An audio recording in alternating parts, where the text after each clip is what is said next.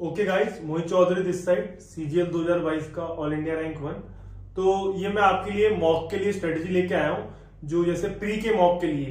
तो जैसे कि अभी आपके पास 40 to 45 डेज है, तो आप मेरी स्ट्रेटेजी से कुछ टिप्स ले सकते हैं कि आपके कुछ काम आए मॉक में। तो लेट्स स्टार्ट। तो पहला तो देखो, मॉक आपकी बताएगा स्ट्रेंथ एंड वीकनेस बताएगा। तो आपको अपने वीक एरियाज पे सबसे ज्यादा फोकस करना है, वीक। क्योंकि आप क्या करते हैं, आप मैक्सिमम टाइम स्ट्रॉन्ग एरिया पे फोकस करते हैं। किसी के मैथ्स अच्छे तो वो दिन में मैथ्स ही मैथ्स करेगा, पर वो फिर जीके में फोकस नहीं करेगा। तो आपको अपने वीक एरिया पे सबसे ज्यादा फोकस करना है। फिर मॉक कभी भी एक प्लेटफॉर्म के नहीं देने चाहिए, मॉक देने चाहिए मल्टीपल प्लेटफॉर्म के। अगर मैं मेरी बात करूं तो मैंने लगभग 100 मॉक्स मैंने प्री के दे दिए थे, अराउंड 100 मॉक्स। तो 100 मॉक की अगर मैं बात करूं तो प्लेटफॉर्म जैसे कि मैंने 40 मॉक तो दे दिए, मैंने सुपर मॉक के दिए थे, अराउंड 40 सुपर मॉक के दे दिए थे। तो आप सुपर मॉक प्लेटफॉर्म वाला दे दिया था मैंने मॉक। फिर मैंने टेक्स्ट बुक के दिए थे, टेक्स्ट बुक, और ऑलिव बोर्ड के लाइव मॉक दिए थे। जो ऑलिव के आपको पता है लाइव मॉक आते हैं सैटरडे संडे, वो मैंने दिए थे। ऑलिव के सिर्फ लाइव मॉक दिए थे। और मैंने दिए थे एसएससी बाबा के दिए थे थोड़े बहुत मॉक। तो अराउंड आपके पास 3-4 प्लेटफॉर्म तो देखो आपको इस्तेमाल करने पड़ेंगे, क्योंकि क्या है, एक प्लेटफॉर्म से फिर आपका माइंड एक ही तरह चलता है। तो कोशिश करें कि 3-4 प्लेटफॉर्म आप यूज कर रहे हो मॉक के लिए। और कभी भी मॉक में टारगेट मत सेट करना। पहले मेरी भी गलती थी कि ये टारगेट सेट करते थे। तो टारगेट सेट से क्या होता है, गलती से आपका स्कोर कम आएगा ना, तो आपका डिमोटिवेशन आएगा आपके अंदर कि आपका स्कोर नहीं बढ़ा। तो नेवर सेट टारगेट, अपना जितना आपको आता है उतना अपना बेस्ट दे। You have to just give your best, बस इससे ज्यादा कुछ नहीं कर सकते आप। और एक मॉक के लिए एक सेपरेट कॉपी जरूर मेंटेन करें, ये मस्ट है। इस सेपरेट कॉपी मेंटेन करनी है आपको हर सब्जेक्ट के लिए, लाइक मैथ्स की अलग, इंग्लिश की अलग, रीजनिंग की अलग और जीके की अलग। उससे क्या होगा, आपको ग्रेजुअल इंप्रूवमेंट दिखेगी आराम से महीने 1.5 महीने बाद, और ये आपकी बहुत फायदेमंद होगी। और ये भी है कि जितनी मेहनत आप प्री में कर लेंगे ना, प्री के मॉक में, जब आप मेंस के मॉक लगाना स्टार्ट करेंगे आफ्टर प्री, तो सीधा आपका स्कोर डबल होगा। ये आप नोट कर लीजिएगा कि तो आपको अभी पूरा अपनी मेहनत करनी है बेस्ट। तो अब देखो अटेम्प्ट कैसे करना होता है मॉक में। अटेम्प्ट तो पहले मैं अपना बता रहा हूं कि मैं किस तरह सेक्शन को अटेम्प्ट करता था। तो मेरा था कि सबसे पहले तो जीके, जीके के बाद इंग्लिश, इंग्लिश के बाद मैथ्स, और मैथ्स के बाद रीजनिंग। तो ये कोई देखो आइडियल नहीं है कि इसी को फॉलो करना है, सबका अपना अपना। अगर कोई पहले से मॉक में सेट हो चुका है कि वो पहले मैथ्स करता है, तो उसी को फॉलो करे, इसको फॉलो ना करे। पर ये आप एक देख सकते हैं इसको इस्तेमाल करके। देखो जीके में अराउंड में देता था 3 to 4 मिनट्स जीके में, इंग्लिश में दे दिए अराउंड 7 to 8 मिनट्स, और मैथ्स में दे दिए अराउंड 20 to 23 मिनट्स। इतना टाइम जाता था मेरा। और रीजनिंग को तो आप बिलो 20 मिनट्स के अंदर आप इजीली खत्म कर सकते हैं। तो इस तरह इतना टाइम अलॉट तो आपको करना चाहिए। इससे कम कर रहे हैं तो बहुत बढ़िया बात है, पर इससे ज्यादा मत करना। तो इतना टाइम अलॉट करें। फिर इसके बाद जब आपके पास लास्ट में टाइम बचता है, अराउंड 5 to 10 मिनट्स बचेंगे, तो उससे आप जो आपके क्वेश्चन रिमेनिंग है उनको भी आप एक बार देख सकते हैं, रिव्यू कर सकते हैं और करेक्ट कर सकते हैं। तो ये रहेगा कि आप इस तरह फॉलो कर सकते हैं, ठीक है।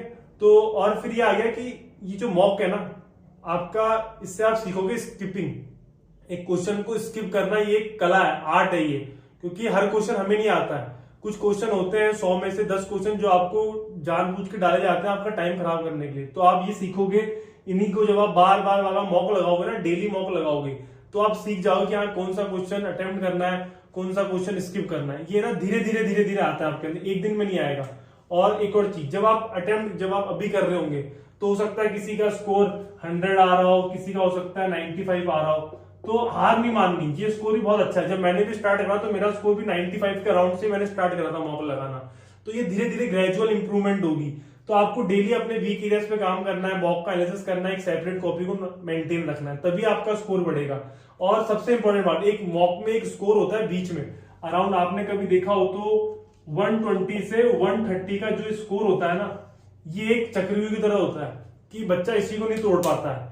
ये तोड़ने के लिए आपको हर सब्जेक्ट की नॉलेज होनी चाहिए अच्छी खासी, या आपका कोई 2 सब्जेक्ट तो एकदम स्ट्रांग होनी चाहिए जहां पे आपका स्कोर अबव 45 आ रहा है। क्योंकि वो वही चीज होगी जो आपको 120 से 130 का बैरियर आपका तोड़ेगी।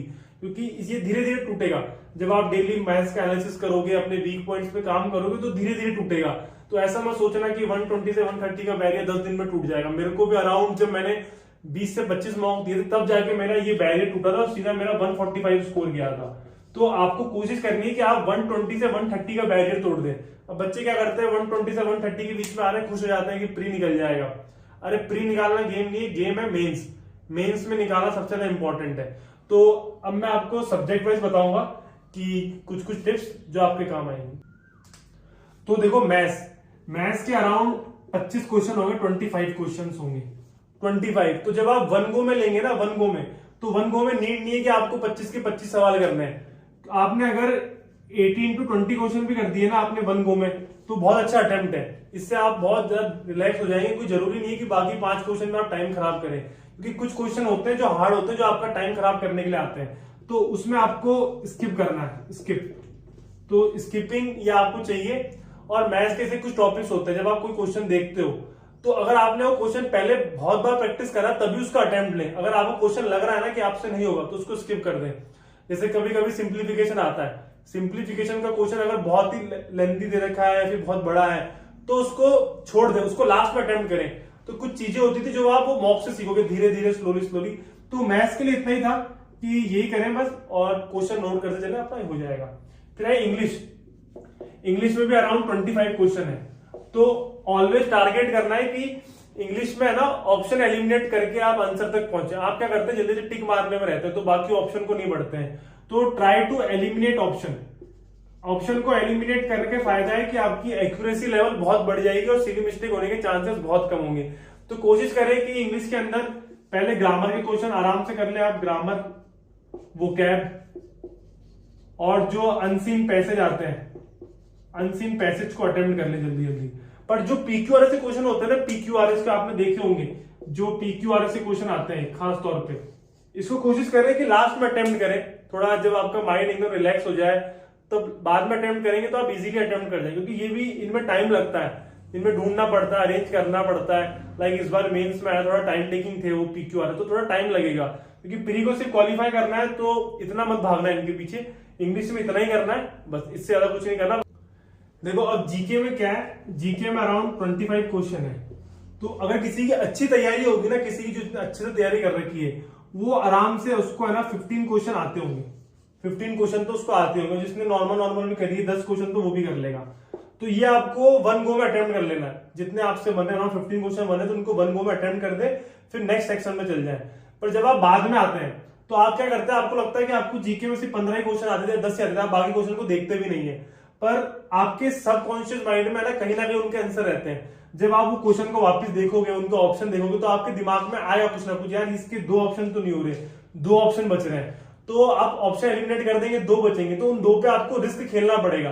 तो ये रिस्क टेकिंग फैक्टर कहां से आएगा, जब आप मॉक दोगे, मॉक में आपका गेस वर्क डेवलप होगा, तो ये धीरे धीरे अटेम्प्ट बढ़ेगा। वन गो में 15 है, अगली बार करोगे, अगले गो में, सेकंड गो में तो 20 हो जाएंगे, फिर वापस से गो थ्रू करोगे तो 22 से 23 हो जाएंगे।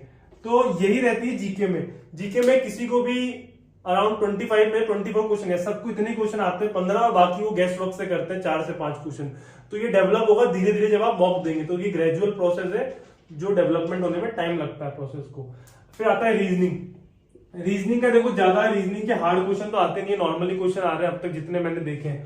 तो रीजनिंग के 25 में से 22 क्वेश्चन तो बहुत ही इजी क्वेश्चन आते हैं। बस यही इंपॉर्टेंट पॉइंट है कि आपको सिली मिस्टेक्स नहीं करनी है। जितना हो सके क्वेश्चन को अच्छे से पढ़ना है कि वो क्या पूछ रहे हैं, क्या नहीं पूछ रहे। एवरीवन कैन डू इट, ये बहुत इजी है, बहुत इजी सेक्शन है। जो बचे 3 से 4 क्वेश्चन बचते हैं, वो आपके कामनेस के ऊपर है कि आप कितना काम है और कितने मतलब रिस्क टेकिंग फैक्टर लेते हैं। क्योंकि मॉक एसएससी गेम है कॉन्फिडेंस का, ये पूरा गेम ही कॉन्फिडेंस का है। तो आपका कॉन्फिडेंस एकदम हाई होना चाहिए कि yes you can do it, आपसे अलग कोई भी नहीं है, आप यहाँ इकलौते बैठे हो, इकलौते आप स्कोर करोगे।